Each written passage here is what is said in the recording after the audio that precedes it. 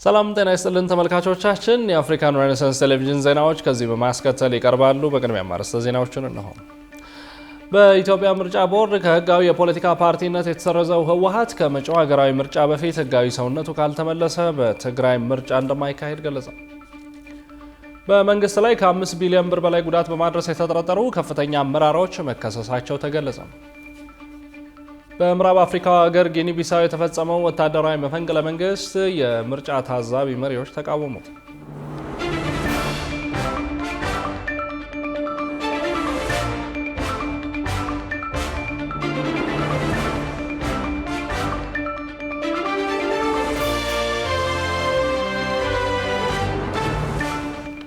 ወደ ተመልካቾቻችን በእያላችሁበት የዓለም ጥግ ሰላምታችን ይድረስ። ይህ የአፍሪካን ሬኔሳንስ ቴሌቪዥን የዜና ሰዓት ነው። የተመራረጡ ዜናዎቻችንን ወደ እናንተ እናደርሳለን። አብራችሁ እንድትሆኑ የምጋብዛችሁ አብስራ ገዛኝ ነው። ወደ ቀዳሚ ጉዳያችን ስናልፍ በኢትዮጵያ ምርጫ ቦርድ ከህጋዊ የፖለቲካ ፓርቲነት የተሰረዘው ህወሓት ከመጪው ሀገራዊ ምርጫ በፊት ህጋዊ ሰውነቱ ካልተመለሰ በትግራይ ምርጫ እንደማይካሄድ ገለጸ። ጠቅላይ ሚኒስትር አብይ አህመድ በበኩላቸው በየትኛውም ሁኔታ ምርጫ ሳይካሄድ ሊቀር እንደማይችል በህዝብ ተወካዮች ምክር ቤት በነበራቸው ቆይታ መናገራቸው አይዘነጋም። ተጨማሪ ያለ ነው። በብሔራዊ ምርጫ ቦርድ ከፖለቲካ ፓርቲነት የተሰረዘው ህዝባዊ ወያነ ሓርነት ትግራይ ህወሓት ከህጋዊ የፖለቲካ ፓርቲነት የተሰረዘው በህገወጥ መንገድ እንደሆነ በአዲሱ የፓርቲው ቃል አቀባይ በኩል ሲገልጽ ተደምጧል። የፓርቲው ቃል አቀባይ አቶ ሚካኤል አስገዶም ከዶቼ ቬለ ጋር ባደረጉት ቆይታ ላይ ህወሓት በፕሪቶሪያው የሰላም ስምምነት ከፌዴራል መንግስት ጋር አብሮ የፈረመ ፓርቲ ነው። የኢትዮጵያ ብሔራዊ ምርጫ ቦርድ ፓርቲውን ከህጋዊ የፖለቲካ ፓርቲነት የሰረዘው ስምምነቱን በመጣስና በፖለቲካዊ መንገድ አላግባብ በሆነ መልኩ ነው በማለት የምርጫ ቦርድ ውሳኔን ሲተቹ ተደምጠዋል። የኢትዮጵያ ብሔራዊ ምርጫ ቦርድ ህወሓት ጉባኤ መጥራትን ጨምሮ ለህጋዊ ፓርቲነት ማሟላት የሚገባውን መስፈርቶች አላሟላም በሚል ከግንቦት 5 ቀን 2017 ዓ.ም ጀምሮ ከፖለቲካ ፓርቲነት መሰረዙን ማስታወቁ ይታወሳል። ታዲያ ቃል አቀባዩ ምርጫ ቦርድ ከህወሓት ላይ ያነሳውን ህጋዊ ሰውነት ሳይመልስ በትግራይ የሚደረግ ምርጫ አይኖርም ሲሉ መናገራቸውን የተሰማው ጠቅላይ ሚኒስትር አብይ አህመድም ባሳለፍነው ጥቅምት ወር በስድስተኛው የህዝብ ተወካዮች ምክር ቤት ስብሰባ ላይ ሰባተኛው የኢትዮጵያ ምርጫ በታቀደለት ጊዜ ከማካሄድ የሚገድበው ምንም እንደሌለ ሲናገሩ ተደምጠው ነበር። ምርጫ ለማድረግ እንኳን ዘንድሮ ባለፈው ምርጫ አካሄደናል እኮ እየተዋጋን እንኳን ባለፈው ምርጫ በ92 እኮ ኤርትራ ጋር እየተዋጋ ምርጫ አካሄደናል።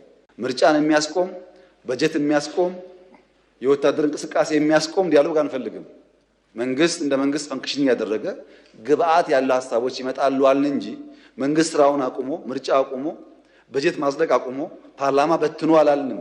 ምርጫ ግን ጊዜውን ጠብቆ የሚፈጸም ይሆናል። ይሁንና ህወሓት ደግሞ በትግራይ ምርጫ የሚደረገው ህወሓት ህጋዊ ሰውነቱን ካገኘ ብቻ መሆኑን ነው የገለጸው። ከዚሁ ከፕሪቶሪያ ስምምነት ጋር በተያያዘ በትላንትናው ዕለት የህወሓት ቃል አቀባይ የሆኑት አቶ ሚካኤል አስገዶም በሰጡት ጋዜጣዊ መግለጫ ላይ በፌዴራል መንግስት በኩል የፕሪቶሪያው ስምምነት ተጥሷል፣ የትግራይ ግዛታዊ አንድነት እንዲመለስ በፌዴራል መንግስት በኩል የሚታይ ዝግጁነት የለም ሲሉ ተደምጠዋል። ጥራህ ዘይኮነስ እትሕዚ ትግራይ ዘአመነትሉ የፕሪቶሪያው ስምምነት እንዲፈጸም በፌዴራል መንግስት በኩል ተነሳሽነት እየታየ አይደለም። ነገር ግን ሁሉም ነገር በሰላማዊ ውይይትና ስምምነት ሊንቀሳቀስ ይገባል። የትግራይ ህዝብና መንግስት እንዲሁም የትግራይ ጸጥታ ኃይሎችና ተፈናቃዮች የማያምኑበት አሁን ላይ ህዝብን ለመመለስ እየተደረገ ያለው የአንድ ወገን ተፈናቃዮችን የማስመለስ ስራም አደጋውና መዘዙ ብዙ ስለሆነ ባጠረ ጊዜ መቆም አለበት። መዘዙ አሁን ላይ የፕሪቶሪያው ስምምነት የሚጥሱ ግፊቶችና ብዙ ተግባራት እየታዩ ነው ያሉት ቃል አቀባዩ ትግራይ ላይ ታጣቂዎች እያሰለጠኑና እያደራጁ እርስ በርሳችን እንድንታኮስ የሚያደርጉ በአፋር ጸለምትና ሰቆጣም በተመሳሳይ መልኩ እያሰለጠኑ ከዛም ባሻገር እስከ ተኩስና የድሮን ጥቃት ተደርሷል በማለት የፌዴራል መንግስት ስትራቴጂካዊ ስምምነቱ እንዳፈረሰው ያመላክታል ሲሉ ከሰዋል።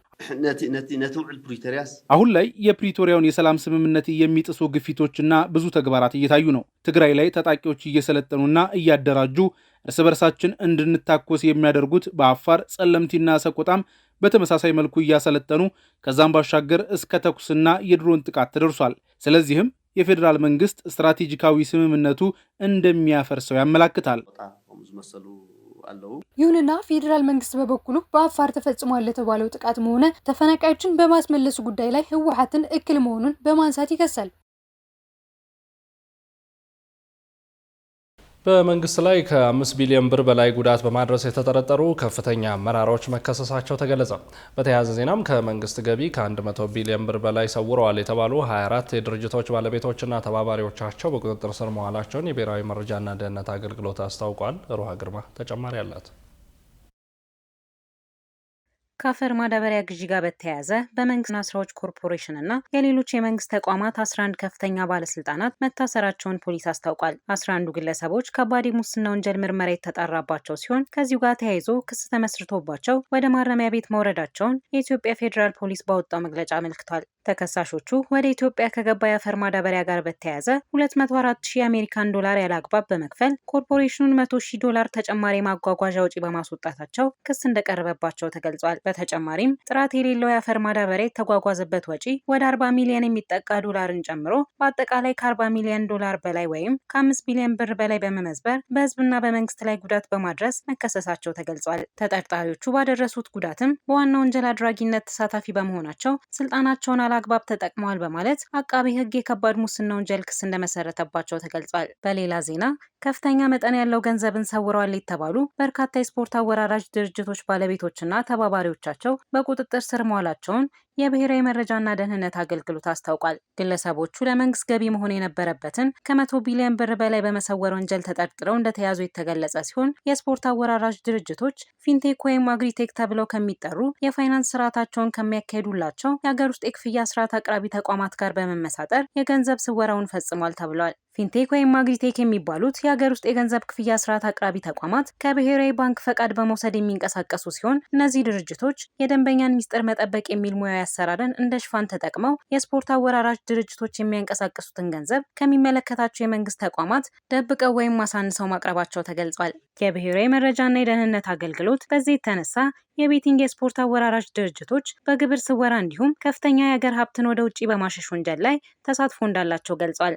የብሔራዊ መረጃና ደህንነት አገልግሎት ፈቃድ ኖሯቸው ከሚመለከታቸው የመንግስት አካላት ጋር በገቡት ውል መሰረት የማይሰሩ በህገ ወጥ ድርጊታቸው ተሰማርተው በመገኘታቸው ፈቃዳቸው የተሰረዘባቸው መሆኑንም አስታውቋል። በተጨማሪም ምንም አይነት ፈቃድ ሳይኖራቸው በስፖርት አወራራጅነት ተሰማርተው የነበሩ አካላት በዓለም አቀፍ የኢንተርኔት ትስስር አማካኝነት በህገ ወጥ ድርጊት ተሰማርተው መገኘታቸው ተገልጿል። በክሪፕቶ ከረንሲና በተለያዩ ዓለም አቀፍ የሐዋላ ገንዘብ ማስተላለፊያ አማራጮች አማካኝነት የሚያገኙትን ገቢ በውጭ ምንዛሬ በመቀየር ሲሰሩ እንዲሁም ከሀገር እንዲወጣ ሲያደርጉ መቆየታቸውንም አስታውቋል። የተለያዩ ሀገራት ዜግነት ያላቸው ግለሰቦች ጭምር ከኢትዮጵያ ውጭ ሆነው አገር ውስጥ ለሚገኙ ተባባሪዎቻቸው ውክልና በመስጠት ህገ ወጥ ድርጊቱን ሲፈጽሙ መቆየታቸው የተገለጸ ሲሆን ድርጅቶቹ ቋሚ አድራሻ የሌላቸው መሆኑ ወንጀሉን ውስብስብና ለቁጥጥር አስቸጋሪ አድርጎት መቆየቱ ተገልጿል። የብሔራዊ መረጃና ደህንነት አገልግሎት ይህ ድርጊት ሀገራዊ ምጣኔ ሀብትን የሚቃረንና የብሔራዊ ደህንነትን እንዲሁም ጥቅማችንን ስጋት ላይ ለመጣል የሚደረግ እንቅስቃሴ አካል ነው ሲል ገልጿል።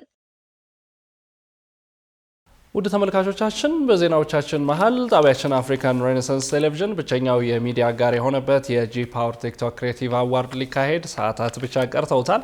በዚህ ተጠባቂ ውድድር ላይ በአጠቃላይ 26 ዘርፎች የተካተቱ ሲሆን በውድድሩ አሸናፊ ለሚሆኑ ቲክቶከሮች ደግሞ ከ5 ሚሊዮን ብር በላይ አጠቃላይ ሽልማት ተዘጋጅቶላቸዋል። በአርትስ ቴሌቪዥን በቀጥታ ስርጭት እንዲሁም በአርትስ ቲቪ ወርልድ ዩቲዩብ ቻናል ይህንን የሽልማት ስነስርዓት መከታተል እንደምትችሉ እየገለጽን ከ11 ሰዓት ጀምሮ ተመልካቾች እንድጠብቁን እንጋብዛለን። ወደ ቀጣዩ ዜናችን ስናልፍ በምዕራብ አፍሪካ ሀገር ጊኒ ቢሳው የተፈጸመውን ወታደራዊ መፈንቅለ መንግስት የምርጫ ታዛቢዎችና መሪዎች ተቃወሙት። ተቃውሞ የመጣው ወታደሮቹ በሀገሪቱ ፕሬዝዳንታዊ ምርጫ ከተካሄደ ከ3 ቀናት በኋላ ፕሬዝደንቱን በቁጥጥር ስር አውለው መላውን ሀገሪቱን መቆጣጠራቸውን ካሳወቁ በኋላ ነበር። ዮናስ ግርማ ተጨማሪ አለው። Just as presidential election results were to be announced, በምዕራብ አፍሪካዊቷ ጊኒ ቢሳው የተካሄደውን ፕሬዝዳንታዊ ምርጫ ተከትሎ ወታደሮቹ ስልጣን መቆጣጠራቸውንና ፕሬዝዳንቱን ማሰራቸውን አስታውቀዋል። ይህንን ተከትሎ ከአዲስ አበባ የተሰማው የአፍሪካ ህብረት ድምፅ ድርጊቱን በጥብቅ ሲያወግዝ፣ ወታደሮቹ በበኩላቸው አዲስ የሽግግር መሪ መሰየማቸው ተሰምተዋል። በጊኒ ቢሳው ፕሬዝዳንታዊ ምርጫ ውጤት ሊገለጽ ከሰዓታት በፊት የተፈጸመውን ወታደራዊ መፈንቅለ መንግስት የአፍሪካ ህብረትና የምዕራብ አፍሪካ የኢኮኖሚ ማህበረሰብ ወይንም ኢኮዋስ የምርጫ ታዛቢዎች በጽኑ ተቃውመውታል። ባለፈው እሁድ የተካሄደውን ምርጫ ተከትሎ ረቡዕ ዕለት በዋና ከተማዋ ቢሳው የተኩስ ድምፅ መሰማቱን ተከትሎ ነው ወታደሮቹ የሀገሪቱን ቤተ መንግስት የተቆጣጠሩት። ወታደሮቹ ራሳቸውን የብሔራዊ ደህንነትና ህዝባዊ ስርዓት መልሶ ማቋቋም ከፍተኛ ወታደራዊ አዛዥ ብለው በመሰየም የሀገሪቱን ፕሬዝዳንት ኡማሮ ሲኮም ኤምቦሎን በቁጥጥር ስር ማዋላቸውን በመንግስት ቴሌቪዥን ቀርበው አረጋግጠዋል። የተፈጠረውን ሁነት ተከትሎ በጉዳዩ ላይ ባወጡት አዲስ መግለጫ ጀነራል ሆርታ ኤንታ የተባሉትን ከፍተኛ የጦር መኮንን የሀገሪቱ የሽግግር መሪ አድርገው መሾማቸውን አውጀዋል። ይህ በእንዲህ እንዳለ ተቃዋሚ ፓርቲዎችና አንዳንድ ፖለቲካ ተንታኞች መፈንቅለ መንግስቱ ምርጫውን ላለመሸነፍ የተደረገ ሴራ ነው ሲሉ ገልጸውታል። ታዛቢ ቡድኑ አክሎም ወታደራዊ ኃይሉ የምርጫው ሂደት ወደ መደምደሚያው እንዲደርስና በቁጥጥር ስር የዋሉ የመንግስት ባለስልጣናት ያለምንም ቅድመ ሁኔታ እንዲለቀቁ አሳስበዋል። ከአውሮፓውያኑ 1980 ወዲህ ለ9ኛ ጊዜ መፈንቅለ መንግስት ያስተናገደችው ጊኒ ቢሳው በደህንነት ከሚጠቀሱ የዓለም ሀገራት ተርታ ትሰለፋለች። የአሁኑ መፈንቅለ መንግስትም የተፈጸመው የምርጫ ቦርዱ የፕሬዝዳንታዊ ምርጫውን አሸናፊ ሊያሳውቅ በተዘጋጀበት ዋዜማ መሆኑ ሀገሪቱን ዳግም ወደ ፖለቲካዊ ቀውስ ከቷታል። አናዶሉ የዜና ወኪል እንደዘገበውም ወታደሮቹ የመገናኛ ብዙሃንን ከመዝጋት ባለፈ የሰዎችን እንቅስቃሴ መገደባቸው ተሰምቷል። የእስራኤል የውጭ ጉዳይ ሚኒስትር እንዲሁም በኢትዮጵያ የእስራኤል ኤምባሲ በጋራ ባዘጋጁት የነባር ጋዜጠኞች የእስራኤል ጉብኝት ላይ ተሳታፊ ከነበሩ የሚዲያ አካላት መካከል አንዱ አፍሪካን ሬኔሳንስ ቴሌቪዥን ነው። ለተከታታይ 4 ቀናት የተለያዩ ቦታዎችን የተመለከትን ሲሆን አይ24 የተሰኘ መቀመጫውን በቴል አቪቭ ያደረገ ጃፋ ፖርት የቴሌቪዥን ጣቢያ እንዲሁም በኪቡትዝ ኒር ኦዝ እና በኖቫ ፌስት በሐማስ ታጣቂዎች የደረሰውን ጥቃት በቦታው በመጓዝ አሁን ያለውን ሁኔታ ለማየትም ችለናል። ተመልካቾቻችን እንደሚታወቀው እስራኤል በአሸዋማ መሬት ብትታወቅም በዓለማችን ቀዳሚ ኤክስፖርተር ናት። በአጠቃላይ በጉብኝቱ በእስራኤል ያሉ ታሪካዊ፣ ሃይማኖታዊ ጉዳዮችን የተመለከትን ሲሆን የስራ ባልደረባችን ጸጋ በላይ በቀጣይ ሳምንት የጉብኝቱን ሙሉ ሁኔታ በፕሮግራም አሰናድታ የምታቀርብላችሁ መሆኑን ከወዲሁ እንድትከታተሉ እንጋብዛለን። የደቡብ ሱዳኑ ፕሬዝዳንት ሳልቫኪር ማያርዲት በ2 ወር ጊዜ ውስጥ ለ4ኛ ጊዜ የፔትሮሊየም ሚኒስትራቸውን መቀየራቸው አነጋጋሪ ሆኗል። ደቡብ ሱዳን ውስጥ ካሉ ሚኒስቴር ቢሮዎች ከፍተኛ የገንዘብ ዝውውር የሚደረግበት ይህ የፔትሮሊየም ሚኒስቴር በፕሬዝዳንቱ ጥብቅ ቁጥጥር አይን ውስጥ ያለ መሆኑን መረጃዎች ያሳያሉ። የዚህ ዜና ዝርዝር ዘገባ እንደሚከተለው ይቀርባል። እንደ አውሮፓውያኑ የዘመን ቀመር በ2011 ደቡብ ሱዳን ከሱዳን ተገንጥላ በአገርነት ስትቆም ለአገርነቷ የጀርባ አጥንት እንደሚሆኑላት የተማመነችው በፔትሮሊየም የበለጸገው ደቡባዊ ሱዳን መሬት ነበር። ደቡብ ሱዳን እንደ ሀገርም ከተመሰረተች በኋላ ከ90% በላይ ኢኮኖሚያ በፔትሮሊየም ሽያጭ ላይ የተመሰረተ ሲሆን እንደ አውሮፓውያን አቆጣጠር በ2014 በተጠና ጥናት 3.5 ቢሊዮን በርሜል የተረጋገጠ የድፍድፍ ነዳጅ ክምችት አላት። ይሁንና ይህ ደቡብ ሱዳን በሁለት እግሯ ለመቆም የተማመነችበት የነዳጅ ሀብት ምንዳም ፍዳም ሆኖ በአገሪቱ ላሉ አለመግባባቶች መንስኤ ከሆነ ሰነባብቷል። በዚህም ሳቢያ ከተወሰኑ ዓመታት ወዲህ ለውጭ ገበያ የምታቀርበው የነዳጅ ምርት ከጊዜ ወደ ጊዜ ከመውረድ ተነስቶ በቀን የምታወጣው የፔትሮሊየም መጠን በጣም አነስተኛ ሆኗል። በዚሁ በፔትሮሊየም ዙሪያ ከፕሬዝዳንቱ በኩል የሚሰጡ ውሳኔዎች ደግሞ ከሰሞኑ አነጋጋሪ ሆነዋል። የደቡብ ሱዳኑ ፕሬዝዳንት ሳልቫኪር በሀገሪቱ የነዳጅ ሚኒስቴሮች ላይ ተደጋጋሚ የስልጣን ሹምሽር ሲፈጽሙ በ2 ወራት ጊዜ ውስጥ ብቻ ለ4ኛ ጊዜ ነው። ይህም በሀገሪቱ ከፍተኛ የፖለቲካ አለመረጋጋትና ኢኮኖሚያዊ ቀውስ እንዲፈጠር እያደረገ መሆኑ የተዘገበ ነው። ይህ ፈጣን የኃላፊዎች ሽግግር የአገሪቱ የጀርባ አጥንት በሆነው የነዳጅ ኢንዱስትሪ ላይ ጥልቅ አሉታዊ ተጽዕኖ አሳድረዋል። በቅርቡ ከሳልቫኪር ተቃዋሚ ከሪች ማቻር ቡድን ጋር ግንኙነት አላቸው የሚባሉትን የቀድሞ የነዳጅ ሚኒስቴር ፑኦት ካንግቹኦል በክህደት ክስ ተይዘው ችሎት ሲቀርቡ ፕሬዚዳንት ሳልቫኪር በበኩላቸው ያለምንም ቅድመ ሁኔታ በፔትሮሊየም ሚኒስቴር ውስጥ ያሉ ምክትል ኃላፊዎችን ስልጣን ደጋግሞ እየቀያየሩ ይገኛሉ። ዘኢስት አፍሪካ እንደዘገበው ታዲያ ስለ ስልጣን ሹምሽረቱ ከመንግስት በኩል ይፋዊ ማብራሪያ አልተሰጠም። ክቡራትና ክቡራን ተመልካቾቻችን አሁንም የአፍሪካን ሬኔሳንስ ቴሌቪዥን ዜናዎች እንደቀጠሉ ናቸው። ወደ ቀጣዮቹ ጉዳዮቻችን ከመሻገራችን በፊት ይፋዊ የማህበራዊ ገጾቻችንን እናስታውሳችሁ ወደድን። በቴሌቪዥን ስርጭት ያለፏቸውን ፕሮግራሞቻችንን ከ1.7 ሚሊዮን በላይ ሰብስክራይበሮች ባሉት አርትስ ቲቪ ወርልድ ዩቲዩብ ገጻችን በኩል ልትከታተሉ ትችላላችሁ። በተጨማሪም በርካታ ተከታዮችን ባፈራንባቸው በፌስቡክ፣ በቀድሞ ትዊተር እና በአሁኑ ኤክስ እንዲሁም በቲክቶክ እና ኢንስታግራም ገጾቻችን በኩል ቤተሰብ መሆን ትችላላችሁ። ከአፍታ ቆይታ በኋላ በአርትስ ስፔሻል የመረጃ ሰዓታችን ልዩ የመዝናኛ የኪነ ጥበብና የሁነት መረጃዎችን ወደ እናንተ እናደርሳለን። ይጠብቁን።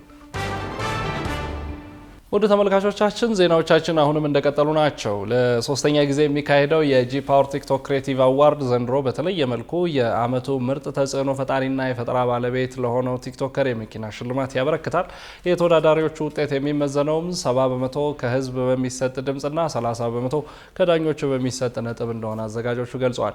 ይህንኑ ሙሉ ፕሮግራም በቀጥታ ስርጭት በአርትስ ቴሌቪዥን እንዲሁም በአርትስ ቲቪ ወርልድ ዩቲዩብ ገጻችን በኩል ልትከታተሉ ትችላላችሁ። ከነገ ከምሽቱ 11 ሰዓት ጀምሮ ወደ ቀጣዩ ዜናችን በዚሁ እናልፋለን። በሴቶችና በወጣቶች የሚመራ የንግድ ኢንኩቤተር 3ኛ ዓመታዊ ውድድር መዝጊያ ዝግጅት ተጠናቀቀ። ውድድሩ የኢትዮጵያን ሲድ ፓርትነር አካል የሆነና የግል ዘርፍ ተዋናዮች ለኢትዮጵያ አርሶ አደሮች ከፍተኛ ጥራት ያላቸውና የተሻሻሉ ዝርያዎችን እንዲያገኙ የሚያስችላቸው ነው የተባለ ሲሆን ፕሮጀክቱ በንግድ ልማት፣ ፈጠራ፣ ትምህርት፣ ስራና ምቹ አካባቢን በማጎልበት ላይ ያተኮረ እንደነበረም ተነግሯል።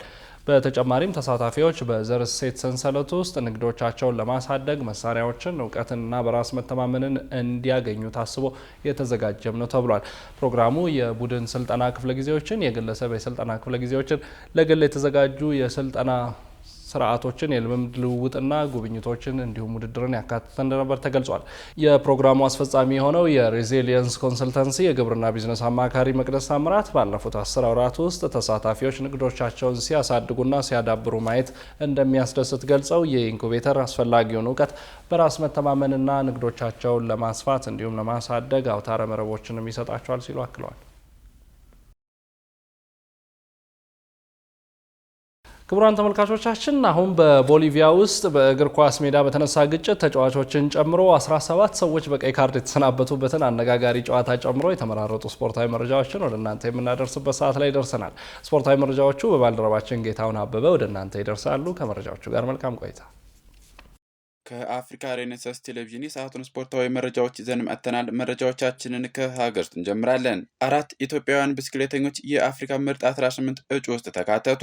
በ2025 በሚካሄደው የአፍሪካ የብስክሌት የልቀት ሽልማት የኢትዮጵያ ብሔራዊ የብስክሌት ቡድን የላቀ አፈጻጸም በማሳየቱ ከመጨረሻዎቹ 18 እጩ ብስክሌተኞች መካከል 4 ኢትዮጵያውያን ብስክሌተኞች መካተታቸው ይፋ ሆኗል። የዓመቱ ምርጥ ብስክሌተኛ ሽልማት እጩ ሆነው የተመረጡ ብስክሌተኞች በአፍሪካ ሻምፒዮና 2 ወርቅ ያገኘችው ጽጌ ካሳይን ጨምሮ ሰርካለም ታዬ፣ ሰላም አምሃና መርሃዊት ሀዱሽ ናቸው። በመርሃ ግብሩ በኤሊትና በአማተር ወንዶችም የዓመቱ ምርጥ ብስክሌተኛ እጩ ይፋ ተደርጓል። ከተወዳዳሪ እጩ ብስክሌተኞች በተጨማሪ የኢትዮጵያ ብስክሌት ብሔራዊ ቡድን ለ2025 ምርጥ ብሔራዊ ቡድን ሽልማት ከታጩት የመጨረሻዎቹ 9 ሀገሮች መካከል አንዱ መሆን ችሏል። የመጨረሻ እጩ ሀገራት ኢትዮጵያ፣ ቡርኪና ፋሶ፣ ካሜሮን፣ ኮትዲቯር፣ ኤርትራ፣ ማሊ፣ ሞሪሼስ፣ ሩዋንዳ እና አልጄሪያ ሲሆኑ አሸናፊዎቹ በአውሮፓውያን የቀን አቆጣጠር መሰረት ህዳር 29 ቀን 2026 በኪጋሊ ሩዋንዳ በሚካሄደው ስነ ስርዓት ላይ በይፋ እንደሚገለጽ የኢትዮጵያ ብስክሌት ፌዴሬሽን ያወጣው መረጃ ያሳያል።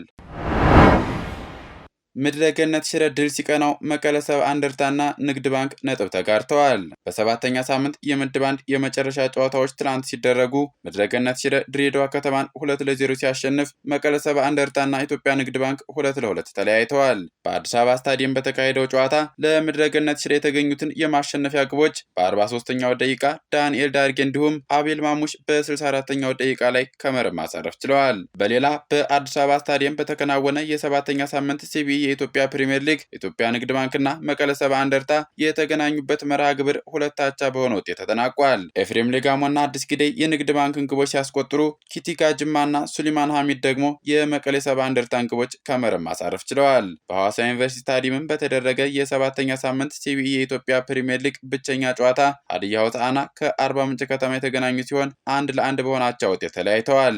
ታምራት ኢያሱ ለአርባ ምንጭ ከተማ ቀዳሚ የምታደርገውን ግብ አስቆጥሮ ክለቡ በዓመቱ የመጀመሪያ ድሉን እንዲያሳካ እድል ቢያመቻችም ለሀዲያ ሆሳዕና ኢዮብ አለማየሁ በመጨረሻዎቹ ደቂቃዎች ያስቆጠራት የአቻነት ግብ ሁለቱም ቡድኖች ጨዋታውን 1 ነጥብ እንዲወስዱ አስችሏል። የ13ኛ ሳምንት የእንግሊዝ ፕሪሚየር ሊግ በሳምንቱ መጨረሻ ቀናት ሲደረግ ተጠባቂ ጨዋታዎች የሚያስተናግድ ይሆናል። ባሳለፍነው ሳምንት በኒውካስትል ዩናይትድ እንዲሁም በአውሮፓ ሻምፒዮንስ ሊግ በባየር ሊቨርኩሰን የተሸነፈው ማንቸስተር ሲቲ ከሁለት ተከታታይ ሽንፈት በኋላ ነገ በፕሪሚየር ሊጉ በወራጅ ቀጠና ውስጥ የሚገኘውን ሊድስ ዩናይትድን የሚያስተናግድ ይሆናል። በኤታድ ስታዲየም በሚደረገው ጨዋታ ማንቸስተር ሲቲ በዘንድሮው የውድድር ዓመቱ ወጥ አቋም ማሳየት ያልቻለ ሲሆን ከመሪው አርሰናል በ7 ነጥብ በመራቅ 3ኛ ደረጃ ላይ ይገኛል። በሌሎች ጨዋታዎች ሰንደርላንድ ከበርንማውዝ፣ ብሬንትፎርድ ከበርንሌ በተመሳሳይ ምሽት 12 ሰዓት ላይ ጨዋታቸውን የሚያደርጉ ይሆናል። በአውሮፓ ሻምፒዮንስ ሊግ በፒኤስጂ በሰፊ የግብ ልዩነት የተሸነፈው ቶተንሃም ሆትስፐርስ በበኩሉ በሜዳው በለንደን ደርቢ ፉልሃምን ምሽት 5 ሰዓት ላይ የሚያስተናግድ ይሆናል። የ13ኛ ሳምንት የእንግሊዝ ፕሪሚየር ሊግ እሁድ ቀጥሎ ሲደረግ የሳምንቱ ተጠባቂ ጨዋታ በለንደን ደርቢ ቼልሲ በስታንፎርድ ብሪጅ ስታዲየም የሊጉን መሪ አርሰናልን የሚያስተናግድበት መርሃ ግብር ይጠበቃል። ሁለቱ ክለቦች በሳምንቱ አጋማሽ በአውሮፓ ሻምፒዮንስ ሊግ ቼልሲ ባርሴሎናን እንዲሁም አርሰናል የጀርመኑን ኃያል ክለብ ባየር ሙኒክን አሸንፈው የመጡ ሲሆን በፕሪሚየር ሊጉም አንደኛና ሁለተኛ ላይ መቀመጣቸው የእሁዱን ጨዋታ ከወዲሁ ተጠባቂ አድርገዋል። የሁለቱ ክለቦች ጨዋታ እሁድ ምሽት 1 ሰዓት ከ30 ላይ የሚደረግ ሲሆን በሌሎች ጨዋታዎች በሊጉ በውጤት ቀውስ ውስጥ የሚገኘው የመርሲሳይዱ ክለብ ሊቨርፑል ከሜዳው ውጭ በማቅናት ከዌስትሃም ዩናይትድ የሚጫወት ይሆናል። በሊጉ በኤቨርተን ሽንፈት አስተናግዶ የመጣው ማንቸስተር ዩናይትድ በበኩሉ በተመሳሳይ ከሜዳው ውጭ በማቅናት በውድድር ዓመቱ ጠንካራ ከሆነው ከክሪስታል ፓላስ የሚጫወት ይሆናል። በእግር ኳስ ሜዳ ውስጥ በተነሳ ግጭት 17 ሰዎች በቀይ ካርድ የተሰናበቱበት ጨዋታ እያነጋገረ ይገኛል። ከሰሞኑ በደቡብ አሜሪካ ዋንጫ በተጫዋቾችና በቡድኖች መካከል በተፈጠረ ከፍተኛ ግጭት 17 ተጫዋቾች ከሜዳ ሲወጡ ጨዋታውም በሁከት ተጠናቋል። የቦሊቪያ ቡድኖች ብሉምቢንግ እና ሪያል ኦኮሮ በኮፓ ቦሊቪያ ሩብ ፍጻሜ 2-2 በሆነ ውጤት አቻ በተለያዩበት ጨዋታ ግጭቱ የተነሳ ሲሆን በመጀመሪያ ዙር ጨዋታ ብሉምቢንግ ተቀናቃኛቸውን 2-1 ካሸነፉ በኋላ በሁለተኛ ዙር ጨዋታ አቻ በመውጣታቸው ለውድድሩ ግማሽ ፍጻሜ ማለፋቸውን አረጋግጠዋል። ታዲያ በማህበራዊ ሚዲያ ላይ በስፋት በተሰራጨው ቪዲዮ ላይ እንደሚታየው የሁለቱም ቡድኖች ተጫዋቾችና ደጋፊዎች ጭምር ሲደባደቡ ታይተዋል። አንዳንድ የቡድኑ አባላትና ተጫዋቾች አስደንጋጭ የሆነ ቡጢ በሌሎች ተጫዋቾች ላይ ሲያሳርፉ የታዩ ሲሆን በጨዋታው ላይ የተገኙ ፖሊሶች ግጭቱን ለማብረድና ለማስቆም አስለቃሽ ጭስ ለመጠቀም ተገደዋል ተብሏል። እንደ ቦሊቪያው የዜና ወኪል ኤልፖቲሶ ዘገባ ከሆነ ግጭቱ እንዲነሳ ምክንያት የሆኑት እና የጀመሩት የኦሮሩ ኮከብ ሰባስቲያን ዜባሎስ በብሉምቢንግ አንድ ተጫዋችን በመግፋት የተጀመረ ሲሆን በሌላ በኩል የኦሮሩ አሰልጣኝ ማርሴሎ ሮቤልዶ በግጭቱ ውስጥ ተገፍተው ወደ ኋላ ሲወድቁ ታይተዋል። የጨዋታው ሪፖርት እንደሚያሳየው 7 የብሉምቢንግ ተጫዋቾች በዳኛ ሪናን ካስቲሎ ከጨዋታ ሲሰናበቱ 4 የኦሮሩ ኮከቦች ደግሞ ቀይ ካርድ ተሰጥቷቸዋል ተብሏል። የቦሊቪያው የዜና ወኪል እንደተናገረው ከሆነ ለተጨማሪ እርምጃ ወደ ቦሊቪያ ለሚገኘው የስፖርት ዲሲፕሊን ፍርድ ቤት እንደሚልክ ተናግሯል። ተመልካቾች ከስፖርት ዜናዎቻችን ወጣ ስንል አሁን ደግሞ ሰዓቱ በየሳምንቱ ወደ እናንተ የሚደርሰው አርት ስፔሻል ልዩ የመዝናኛ የኪነ ጥበብና የሁነት መረጃዎች ነው። ልዩ መረጃዎቹ ባልደረባችን ናቲማና ወደ እናንተ ይደርሳሉ። ከመረጃዎቹ ጋር መልካም ቆይታ።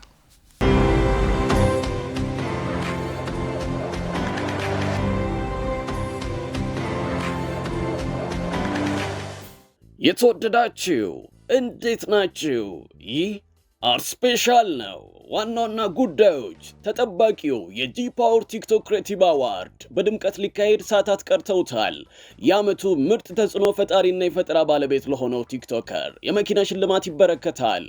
የሲኒማና ቲያትር አዳራሽን ቤቶ ድረስ ለማምጣት እየሰራ የሚገኘው አርትስ ፕላስ የተለያዩ ፊልሞችን ለተመልካቾች ሊያቀርብ ነው። በአዲስ አበባ ግዙፍ የሥነ ጥበብ ፌስቲቫል ተዘጋጀ። ዝርዝሩን ይዘናል።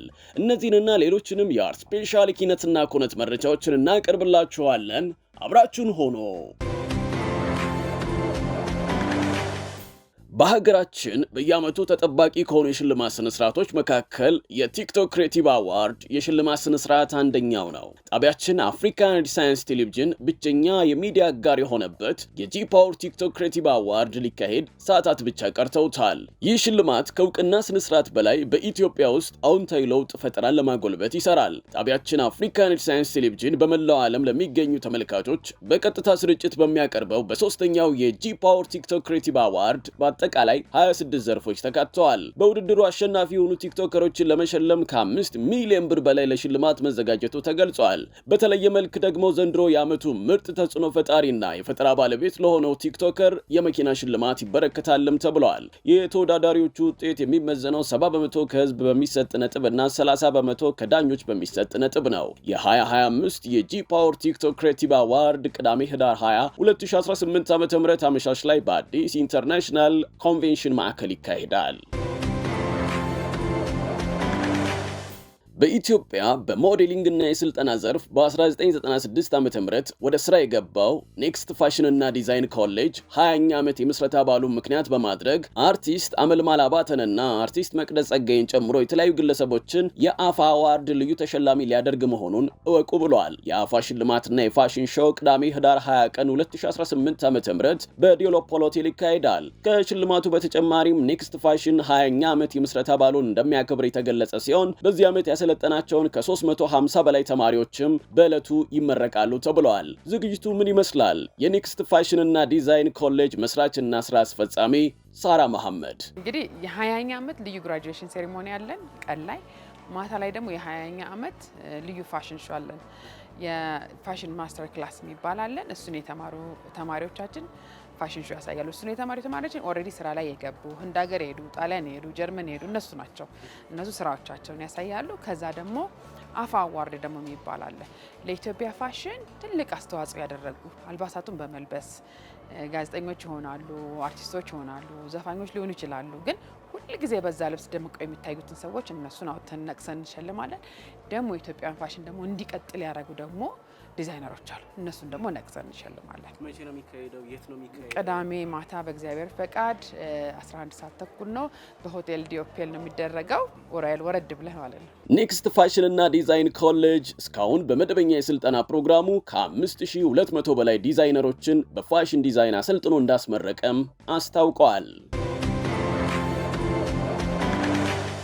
ትዝታችን፣ ወዳኝ፣ ክነፍ ክነፍ የተሰኙ ርዕሶች የተሰጣቸውን ሙዚቃዎች ጨምሮ በተለያዩ ነጠላ ሙዚቃዎች ይታወቃል። ወጣቱ ድምፃዊ ሮቤል ሜዴክሳ ክነፍ ክነፍ ክነፍ ይለኛል፣ አያመልሽ ይጎትተኛል፣ አንደኛ ድምፃዊ ሮቤል ሜዴክሳ ለዓመታት ሲያዘጋጀው የቆየውና ከበር አፍ የተሰኘ ርዕስ የሰጠውን ሙሉ የሙዚቃ አልበሙን ዛሬ ህዳር 19 ቀን 2018 ዓ.ም አመሻሽ ላይ በዋሊያ ኢንተርቴይንመንት ዩቲዩብ ቻናልን ጨምሮ በተለያዩ ዓለም አቀፍ የሙዚቃ መተግበሪያ ማሰራጫዎች በኩል ለአድማጮች አቅርበዋል። ከበር አፍ የተሰኘው የሙዚቃ አልበሙ ብዙ አዳዲስ ነገሮችን የሞከረበት እንደሆነም ድምፃዊው ተናግረዋል። እስክስታ ጨዋታ ያለቃ ገብረሃና ጭፈራ ውዝወዛ እንደንዬ ደሞ ለዛ እንዳንቺ የታለና የሲኒማና ቲያትር አዳራሽን ቤቶ ድረስ ለማምጣት እየሰራ የሚገኘው አርትስ ፕላስ ሊጀምር እንደሆነ በዚህ ሳምንት ይፋ ተደርጓል።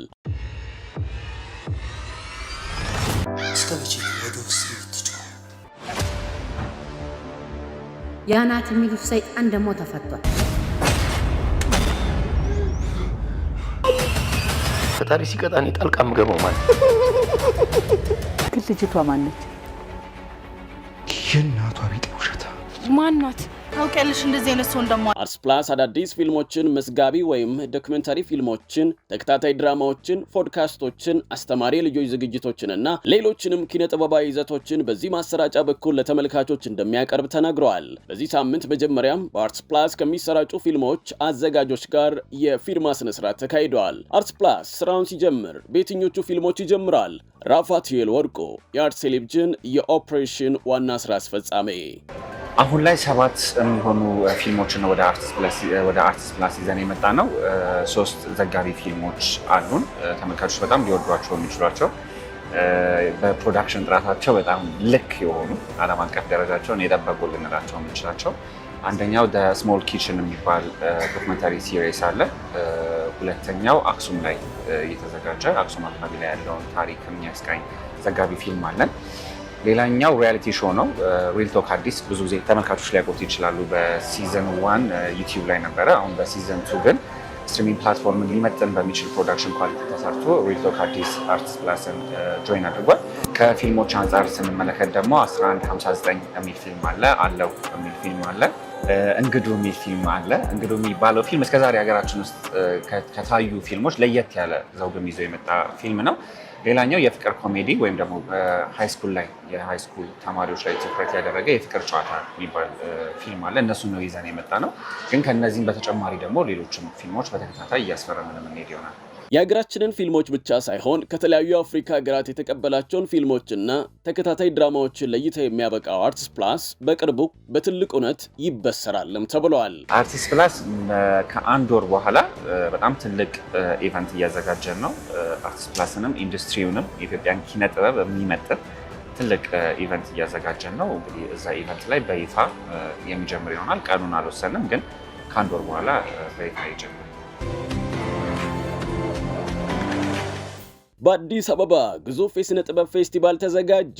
ይህ ግዙፍ የስነ ጥበብ ፌስቲቫል አዲስ የስነ ጽሑፍ ፌስቲቫል የተሰኘ ስያሜ ተሰጥቶታል። ዝግጅቱ የፊታችን ማክሰኞ ህዳር 23 የሚጀምር ሲሆን እስከ ታህሳስ 5 2018 ዓ.ም ድረስ በከተማችን በተለያዩ ቦታዎች ይካሄዳል። በፌስቲቫሉ የመጽሐፍት ውይይቶች፣ የመጽሐፍት አውደ ርዕይ እና በርካታ ከመጽሐፍት ጋር የተያያዙ ዝግጅቶች ይካሄዳሉም ተብሏል። ከነዚህ ዝግጅቶች መካከል ዝክረ ሎሬት ጸጋዬ ገብረመድኅን የኢትዮጵያ ስነ ጽሑፍና ህትመት በ20ኛው መቶ ክፍለ ዘመን ስነ ጽሑፍና ነገረ ሀቲታ፣ አንድ ግጥም አንድ ወግ የተሰኙ ዝግጅቶች ይገኙበታልም ተብለዋል።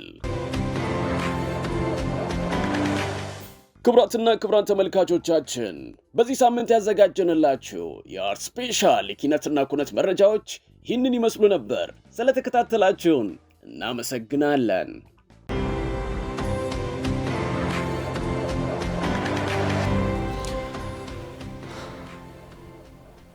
ውድ ተመልካቾቻችን ቀደም ሲል እንደተከታተላችሁት የ2025 ጂ ፓወር ቲክቶክ ክሬቲቭ አዋርድ ነገ ቅዳሜ አመሻሹ ላይ ከ11 ሰዓት ጀምሮ በአዲስ ኢንተርናሽናል ኮንቬንሽን ይካሄዳል። ይህንኑ ተጠባቂ የሽልማት ስነ ስርዓት በአርትስ ቴሌቪዥን እና በአርትስ ቲቪ ወርልድ ዩቲዩብ ቻናል በቀጥታ ስርጭት ከምሽቱ 11 ሰዓት ጀምሮ እንድትከታተሉ በድጋሚ እየጋበዝን የአፍሪካን ሬኔሳንስ የሰዓቱ ዜናዎች የተከታተላችሁትን ይመስሉ ነበር። ስለሰጣችሁን ጊዜ ከልብ እያመሰገንን ከዜናዎቹ ጋር ያብስራ ገዛኝ ቆይታ አድርጌያለሁ። ከቀሪ ጣቢያችን ዝግጅቶች ጋር መልካም ጊዜ ተመኘሁ።